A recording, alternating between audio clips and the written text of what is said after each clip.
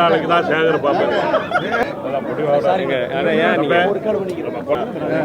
நாளைக்கு தான் சேகர் பார்ப்பேன். நாளைக்கு தான் சேகர் பார்ப்பேன்.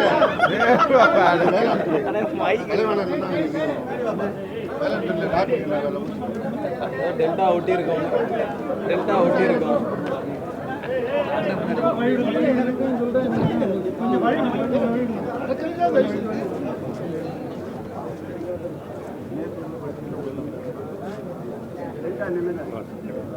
பத்திரிகை நண்பர்களுக்கு வணக்கம். இன்றைக்கு தாவேக அரசு வேளாண் நிதிநிலை அறிக்கையை தாக்கல் செஞ்சுருக்கிறாங்க. இது பட்ஜெட் அப்படின்று சொல்வதை விட முதலமைச்சருக்கு முழுக்க முழுக்க ஜால்ரா அடித்து ஒரு மிகப்பெரிய புகழுரையை அந்த அமைச்சர் அவர்கள் மரபுக்கு மீறி இந்த செயலெலாம் செஞ்சுருக்கிறாங்க. அதில் ஏதாவது புதுசாக இருக்குன்னு பார்த்தீங்கன்னா எதுவுமே கிடையாது. இந்த ஆட்சியில் காவிரியில் தான் தண்ணி வரல அப்படின்னு பார்த்தீங்கன்னா வேளாண் பட்ஜெட்டை திட்டமும் எந்த விதமான ஒரு புது திட்டமும் இந்த ஆட்சியாளர்கள் அறிவிக்கிறார்.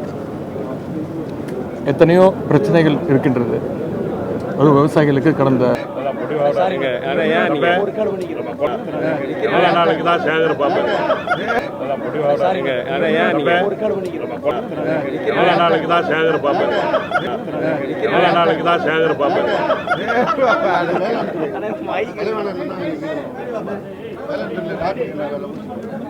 டெல்டா ஒட்டி இருக்கும். டெல்டா ஒட்டி இருக்கும்.